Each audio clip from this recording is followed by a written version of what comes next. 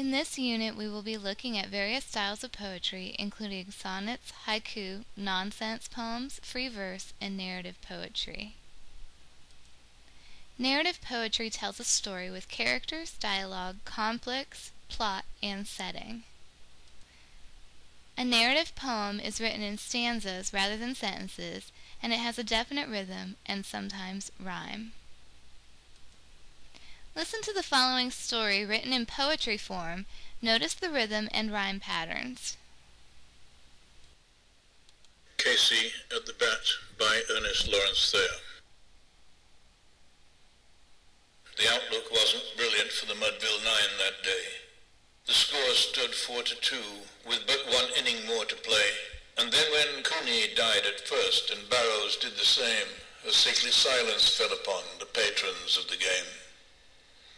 A straggling few got up to go in deep despair. The rest clung to that hope which springs eternal in the human breast. They thought if only Casey could but get a whack at that, we'd put up even money now with Casey at the bat. But Flynn preceded Casey, as did also Jimmy Blake, and the former was a Lulu and the latter was a cake. So upon that stricken multitude grim melancholy sat, for there seemed but little chance of Casey getting to the bat. But Flynn let drive a single to the wonderment of all, and Blake, the much despised, tore the cover off the ball. And when the dust had lifted and the men saw what had occurred, there was Johnny safe at second and Flynn a hugging third. Then from 5,000 throats and more there rose a lusty yell.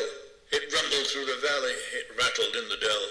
It knocked upon the mountain and recoiled upon the flat, for Casey, mighty Casey, was advancing to the bat. There was an ease in Casey's manner as he stepped into his place. There was pride in Casey's bearing and a smile on Casey's face. And when responding to the cheers, he lightly doffed his hat.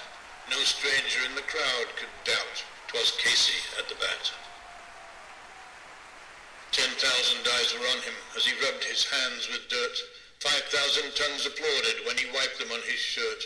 Then while the writhing pitcher ground the ball into his hip, defiance flashed in Casey's eye, a sneer curled Casey's lip. And now the leather-covered sphere came hurtling through the air, and Casey stood a-watching it in haughty grandeur there. Close by the sturdy batsman the ball unheeded sped.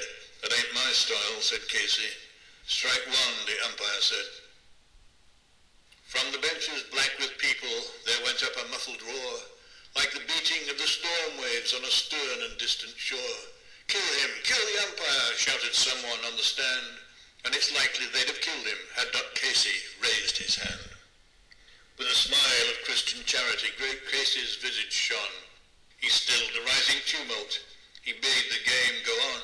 He signaled to the pitcher, and once more the spheroid flew, but Casey still ignored it, and the umpire said, "Strike two." "Fraud!" cried the maddened thousands, and an echo answered, "Fraud!" But one scornful look from Casey, and the audience was awed. They saw his face grow stern and cold. They saw his muscles strain. They knew that Casey wouldn't let the ball go by again. The sneer is gone from Casey's lip. His teeth are clenched in hate. He pounds with cruel violence his bat upon the plate. And now the pitcher holds the ball, and now he lets it go. And now the air is shattered by the force of Casey's blow.